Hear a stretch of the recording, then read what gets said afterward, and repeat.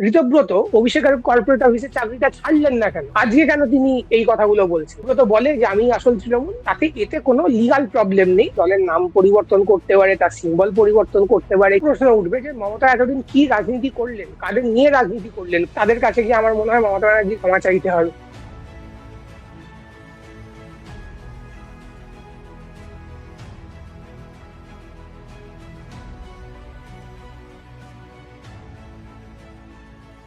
আসলে এটার মধ্যে অনেক কটা ফোল্ডে এই ব্যাপারটাকে আলোচনা করা যায়।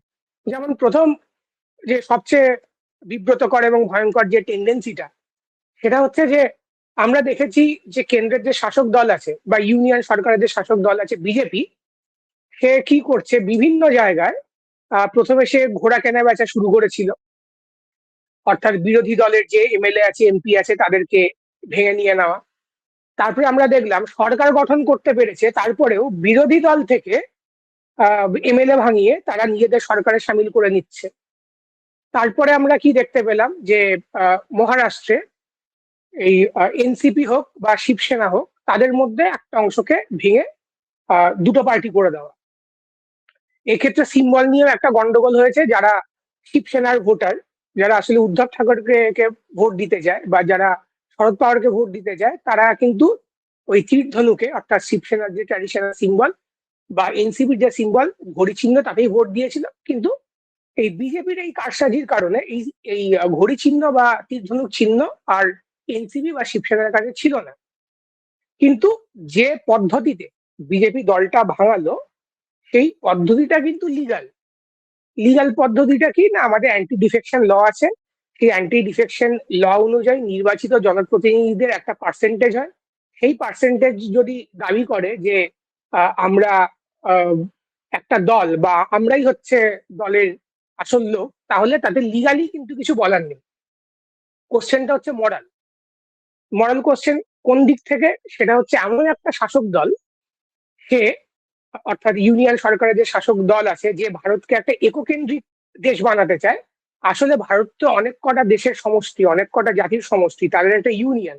এটাকে তারা এক জায়গায় আনতে চাইছে, মানে পুরো ভারতের ওপরেই একটা মধ্য ভারতের কালচার রাজনীতি চাপিয়ে দিতে চাইছে। এইটা করতে গেলে পুরো ভারতেই তাদের একটি সরকার দরকার, একটি ফাসিস্ট সরকার দরকার, এবং এই সরকারের কোনো বিরোধী থাকবে না।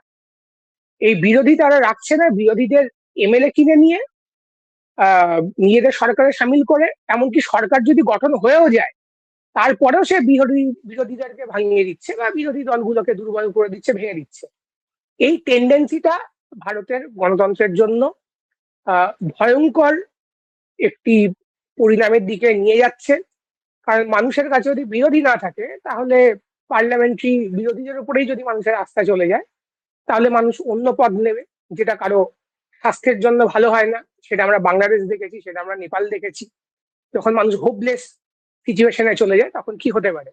এটা তো বিজেপির দিক থেকে বিজেপির টেন্ডেন্সি, বিজেপির পলিসির সমালোচনা। কিন্তু তার থেকে বড় সমালোচনা হচ্ছে, তার থেকে বড় সমস্যা হচ্ছে যে এমএলএ যে এমপিরা বিক্রি হয়ে যান। হুম। মমতা ব্যানার্জি এমন লোকেদের দিয়ে দল গড়েছেন যে তার ক্ষমতা থেকে চলে যাওয়ার পরেই তারা হয় বিজেপিতে চলে যাচ্ছে, নয়তো ঋতব্রতর দিকে চলে যাচ্ছে। যে ঋতব্রতর তৃণমূলের যে আন্দোলনের ইতিহাস, সেখানে তার কোনো ভূমিকা নেই। এমনকি সিপিএমও যদি দু চারটে আন্দোলন করে থাকে আহ তৃণমূল জামানায় বা সিপিএম জামানায়, হ্যাঁ, সেখানেও ঋতব্রতর খুব বিশাল ভূমিকা আছে এরকম জানা যায় না। অন্য দিক থেকে আন্দোলনের মধ্যে দিয়ে উঠে আসা মমতা বন্দ্যোপাধ্যায়, আহ যাকে একটা গড ফিগার ধরা হতো, মমতা বন্দ্যোপাধ্যায়ের নামে মানুষ ভোট দিত, দূর দূর থেকে মানুষ মমতা বন্দ্যোপাধ্যায়কে দেখতে আসতো। আজকে দেখা যাচ্ছে তার দলের যে এমএলএ এমপি তো দেশের লোক নন, তারা নিশ্চয়ই অনেক গুরুত্বপূর্ণ বলেই মমতা তাকে জায়গা দিয়েছিলেন।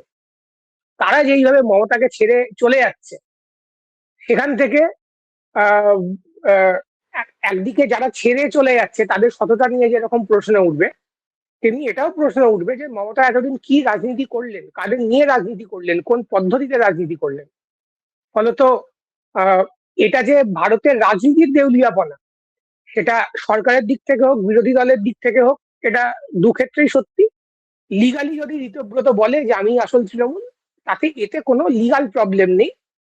প্রবলেমটা হচ্ছে মরাল প্রবলেম। ঋতব্রত বলছেন যে তিনি আগে কথা বলতে পারেননি কারণ তার ভয় ছিল। হ্যাঁ, তারও প্রাণের ভয় ছিল, তাই তিনি কথা বলতে পারেননি। এখান থেকে যে প্রশ্নগুলো দাঁড়ায়, তখন তো ঋতব্রতর দল তৃণমূল কংগ্রেস ক্ষমতায় ছিল, এখন বিজেপি এসছে, অর্থাৎ বিরোধী দলের অন্য একটি প্রতিপক্ষ দলের সরকার ক্ষমতায় এসছে। এখন কি ঋতব্রত ও মানে বেশি ভয় পাচ্ছেন না কম ভয় পাচ্ছেন? যদি বিজেপি একটি ফাসিস্ট দল, ঋতব্রতর মতেই একটি ফাসিস্ট দল, এই ফাসিস্ট দল ক্ষমতায় থাকলে তিনি যদি নিজের দল ক্ষমতায় থাকার থেকে বেশি ভয় পান, তাহলে কি তিনি তার থিওরিকে রিথিঙ্ক করবেন? এটা হচ্ছে এক নম্বর। দুটো দুই নম্বর হচ্ছে যিনি উনি বলছিলেন যে অভিষেক যখন ঢোকে তখন সবাইকে উঠে দাঁড়াতে হয়, যে অপমানের কথা তিনি বলছেন ঋতব্রত, এটা আহ, বহু ক্ষেত্রেই সঠিক। আমার যে সোর্সেস আছে সেখান থেকেই আমি জানি যে তৃণমূলের ভেতরে এরকম একটা রাজকীয় কালচার, হ্যাঁ, এরা ছিল। এবং মমতা নিজেও সেটা বলতেন যে আমাদের শুরুতে তিনি বলেছিলেন সিপিএম এর মতো আমাদের ওরকম কমিটি বা পলিট ব্যুরো সব নেই, আমি যা বলি তাই হয়। হুম। এবং মমতার পরে স্বাভাবিকভাবেই যুবরাজ বলে সে পরিচিত অভিষেক এসছেন, এবং যুবরাজ ঢুকলে সবাই উঠে দাঁড়াবেন, এটাই হচ্ছে স্বাভাবিক। তো যারা তৃণমূল কংগ্রেস করতে গেছেন তার প্রত্যেকেই জানতেন যে এই দলটা একটা ডেমোক্রেটিক পদ্ধতিতে চলা দল নয়, এটা একটা রাজতান্ত্রিক যে উপায়, যে আমাদের যে মধ্যযুগে আমরা যে ব্যাপারটা ফেলে এসেছি, এখানে সেরকম একটা সিস্টেম চলে। এখানে একজন রানীমা আছেন, তার অনেক ভূমিকা থাকতে পারে, স্ট্রাগল থাকতে পারে, কিন্তু যাই হোক ডিসিশন মেকিং তারই হয়, এবং স্বাভাবিকভাবে যুবরাজ যেটা বলবেন তার যে উত্তরাধিকারী, আহ, সেখানেও সেটাই হচ্ছে, এর মধ্যে নতুন কিছু নেই। এবার ঋতব্রত বলছেন যে আগে বলতে পারেননি, আগে কারণ তার ভয় লেগেছিল। আগে কি তিনি জানতেন না যে তৃণমূল দলটা এরকম? কতদিন তিনি ভয় পেয়েছেন? আর ভয় যদি তিনি পেয়েই থাকেন, তাহলে কে তাকে মাথার দিব্যি দিয়েছে যে তাকে রাজনীতি করতে হবে? তিনি যদি আজকে এই কথাগুলো বলেন, তাহলে তার প্রশ্ন উঠবে যে তার যে আত্মমর্যাদা, অভিষেক আসলে তাকে উঠে দাঁড়াতে হবে, এই আত্মমর্যাদাটা কি তার 4 তারিখের পরে তৈরি হলো? কেউ তো তাকে মাথার দিব্যি দেয়নি, ঋতব্রতকেও দেয়নি, অন্যান্য তৃণমূলের এমএলএ এমপিদেরকেও দেয়নি, কাউকেই কেউ মাথার দিব্যি দেয়নি যে তোমাকে ভাই রাজনীতি করতেই হবে, তোমাকে শত অপমান মেনে নিয়েও তোমাকে জনগণের সেবা করতেই হবে। ঋতব্রত এতদিন তৃণমূলে কেন ছিলেন? কারণ এটাই কি দাঁড়ায় যে তার কোনো পার্সোনালিটি ছিল না, আজকেও নেই, তাই তিনি আহ নিজের অপমান সহ্য করেও তিনি একটি দল করে গেছেন। আচ্ছা, একটা কথা বলুন তো, ওটা একটা রাজনৈতিক দল, রাজনৈতিক দলের সাথে মানুষের অধিকারের সম্পর্ক থাকে, তার আত্মমর্যাদার সম্পর্ক থাকে। ঋতব্রত যে অভিযোগগুলো করছে, সেইটা একটা কর্পোরেট অফিসে যদি কেউ করে, তাহলে লোকেরা হচ্ছে পেটের দায় চাকরির জন্য মেনে নেয়। ঋতব্রত কিসের জন্য মেনে নিয়েছিলেন, তাই না? এবং কর্পোরেট হাউসেও তো লোকজন চাকরি ছেড়ে দেয় এই কারণে। ঋতব্রত অভিষেকের কর্পোরেট অফিসে চাকরিটা ছাড়লেন না কেন? আজকে কেন তিনি এই কথাগুলো বলছেন? আসলে উম, ঋতব্রত একটি বামপন্থী রাজনৈতিক আন্দোলন থেকে শুরু করেছিলেন, এবং সেখান থেকে যেখানে চলে গেলেন, সেটা সামগ্রিকভাবে আমাদের বাঙালিদের যে গর্ব ছিল রাজনীতি নিয়ে, সেই গর্ব, সেই রাজনৈতিক সততা, মানুষের রাজনীতিবিদদের প্রতি যে ভরসা, সেটার উপর একটা বড় ধাক্কা। আদারওয়াইজ লিগালি এটার কোনো প্রবলেম নেই। একটা দলের জনপ্রতিনিধিরা তার মেজরিটি যে দিকে থাকবেন, সেটাই সেই রাজনৈতিক দল, আসল রাজনৈতিক দল।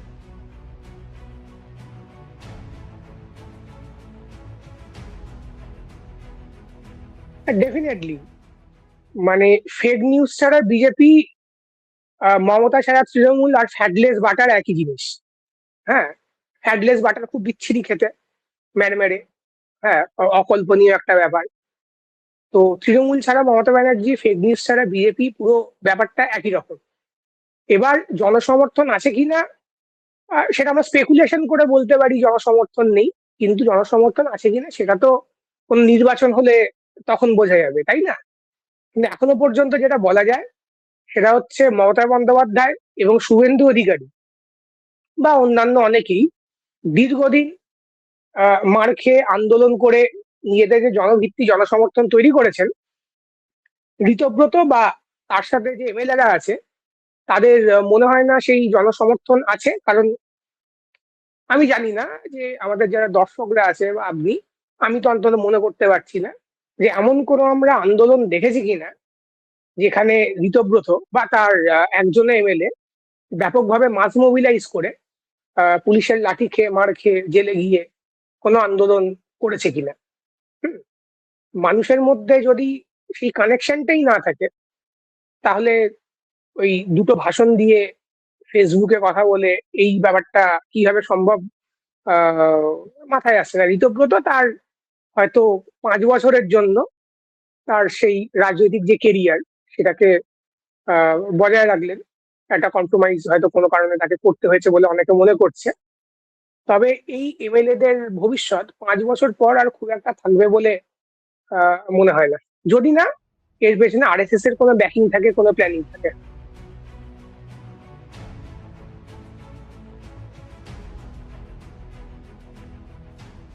হ্যাঁ, মমতা বন্দ্যোপাধ্যায় একসময় একা সাংসদ ছিলেন, তার আগে কিছুই ছিলেন না। তো মমতা বন্দ্যোপাধ্যায়ের রাজনীতি, তার যে ফিগার বাংলার রাজনীতিতে, কেউ দ্বিমত হতে পারেন কেউ একমত হতে পারেন তার রাজনীতির সাথে, কিন্তু এটা তো মানবেন তিনি একটা বড় ফিগার। এই ফিগারের আশেপাশে ঋতব্রত নয়, বা ঋতব্রতর সাথে যারা আছেন তারা কেউই নয়। হুম। সুতরাং মমতার সেই ক্যাপাবিলিটি আছে নতুন করে সে রাজনৈতিক ভাবে উঠে আসবে। তার টেকনিক্যালিটিস কি হবে, কারণ ঋতব্রত যেহেতু আসল তৃণমূল, যেহেতু তার কাছে এমএলএ দের জনসমর্থনের মেজরিটি আছে, ফলত সে তৃণমূলের সিম্বলটা সে পেয়ে যাবে, তৃণমূল কংগ্রেস নামটা সে পেয়ে যাবে। এবার মমতা ব্যানার্জি হয়তো এই নাম বা সিম্বল হয়তো পাবেন না, তাকে নতুন ভাবে হয়তো কিছু একটা গড়ে তুলতে হতে পারে। মমতা ব্যানার্জির সেই ক্ষমতা আছে, সেটা তিনি গড়ে তুলবেন।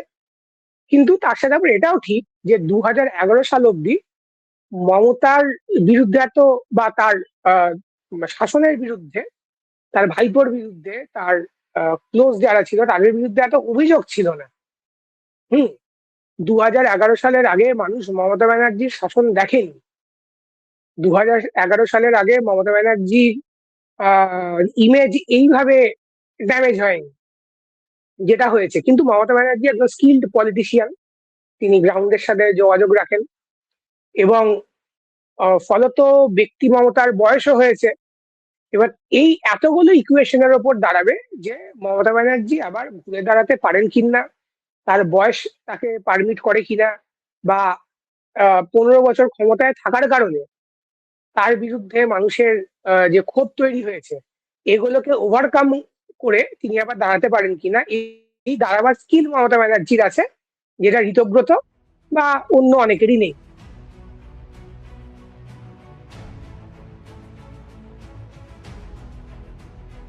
তৃণমূল তো স্পষ্ট দুভাগে ভেঙে গেল, বা আমরা তো এইভাবেও বলতে পারি যে ঋতব্রতর হাতে তৃণমূলটাই রয়ে গেল। কারণ মমতার যে তৃণমূল, সেই তৃণমূল তো পার্টিটাকে কালকে ভেঙে দিয়েছে, কালকে ওরা টুইটারে স্টেটমেন্ট দিয়েছে যে সমস্ত কমিটি ওরা ভেঙে দিয়েছে। পার্টি এবং পার্টির যে ফ্রন্টাল অর্গানাইজেশন পুরোটাই ভেঙে দেওয়া হয়েছে। সুতরাং ঋতব্রত যে তৃণমূলকে ক্লেম করছে সেই তৃণমূলটাই টিকে আছে, এবং মমতা পন্থী যে তৃণমূল, সেই তৃণমূলটা টেকনিক্যালি কোনো অস্তিত্ব নেই, কারণ তারা নিজেরাই সেই দলটিকে ভেঙে দিয়েছে। এবার তারা দলটাকে নতুন করে সাজাতে পারে, দলের নাম পরিবর্তন করতে পারে, তার সিম্বল পরিবর্তন করতে পারে, কি করতে পারে সেটা পরবর্তীকালে দেখার।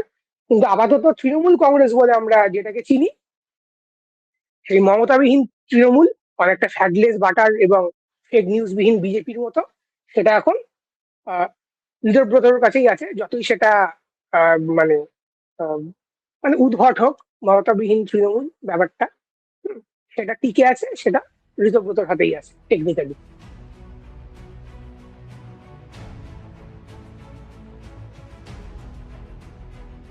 মমতা ব্যানার্জি যেটা করতে পারেন, তিনি আবার তার যে পুরনো সহযোদ্ধারা ছিলেন, হুম, যাদের সাথে নিয়ে তিনি আন্দোলন করেছিলেন, তাদের কাছে গিয়ে আমার মনে হয় মমতা ব্যানার্জিকে ক্ষমা চাইতে হবে, এবং বলতে হবে যে হ্যাঁ, আমরা নতুন লোকজনকে ঢুকিয়ে দিয়ে তাদের লুটে পুটে খেতে দিয়ে ভুল করেছি, আবার তোমরা আসো। হ্যাঁ। এবার তাদেরও এখন বয়স হয়েছে, তারা আবার আসবেন কিনা বা তাদেরও সেই ক্রেডিবিলিটিটা আছে কিনা সেটা একটা ব্যাপার। আর একটা অংশ হচ্ছে ইয়াং জেনারেশন।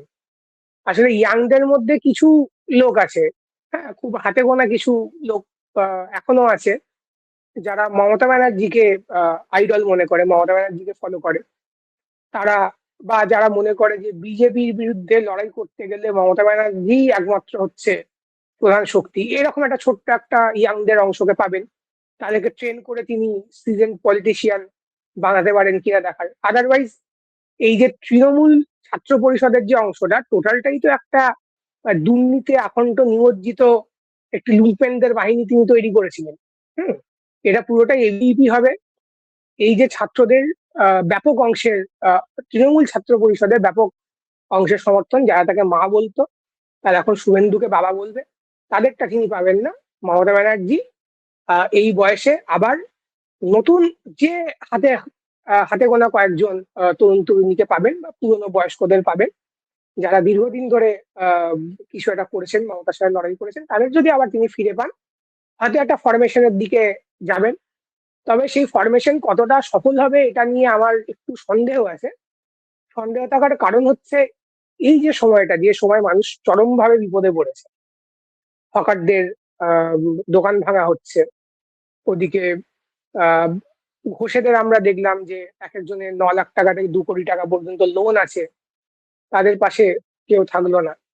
বা হচ্ছে আহ বিভিন্ন জায়গায় বাড়ি ভাঙা পড়ছে কোনো ইস্যুতেই। বা একজন বাঙালিকে, অর্ঘ্য দাস বলে একজন বাঙালিকে, এবং অর্ঘ্য দাস সহ 4জনকে নন বেঙ্গলি মাস্তানরা বিজেপির 4 তারিখ ছুরি মারলো। এটা নিয়ে শতরূপ ঘোষ প্রোটেস্ট করলো, কিন্তু তৃণমূলকে দেখা গেল না। শুধু তৃণমূলকে এটাতে না, পুরো হচ্ছে কোনো ইস্যুতেই না ঋতব্রত তৃণমূল, না মমতার তৃণমূল, কাউকেই কিন্তু রাস্তায় দেখা যাচ্ছে না। এই ভ্যাকুয়ামটা ব্যাপকভাবে বামপন্থীরা ধরতে পারছে। সুতরাং যেহেতু এই বিপদের সময় তারা মমতা ব্যানার্জিকে বা তার দলকে পাশে পাচ্ছে না, সুতরাং তাদের আবার কতটা এই বামপন্থীদের সরিয়ে প্রধান জায়গায় আসার সম্ভাবনা আছে সেটা নিয়ে একটু সন্দেহ আছে। তবে মমতার সেই ক্ষমতা আছে যে তিনি আবার এটাকে রিঅর্গানাইজ করতে পারেন। 5-এ পা দিল ইনস্ক্রিপ্ট। এই 5 বছরে আমরা আমাদের সাধ্যমতো শ্রম, নিষ্ঠা এবং সাহসে ভর করে চালিয়ে গেছি আমাদের সাংবাদিকতা। এক্সিট পোলের মিথ্যাচার ফাঁস করেছি আমরা। গিগ শ্রমিক, পরিযায়ী শ্রমিকদের কথা বারবার তুলে ধরেছি আমরা। প্যালেস্টাইন, বাংলাদেশ নিয়ে কথা বলেছি আমরা। বাংলাদেশের শাটডাউনের দিনগুলিতে প্রবাসী বাঙালিদের তাদের পরিবার পরিজনের খবর দিয়েছি আমরা। নাগরিক সাংবাদিকতা চালিয়ে যেতে গেলে চাই নাগরিকদের প্রত্যক্ষ অংশগ্রহণ। তাই আমরা ডোনেশন ব্যবস্থা চালু করেছি। স্ক্রিনে দেওয়া এই কিউআর কোডে আপনারা আমাদের যে কোনো অঙ্কের মূল্য পাঠাতে পারেন। আপনাদের অনুদান আমাদের নিজেদের কাজ এগিয়ে নিয়ে যেতে সাহায্য করবে।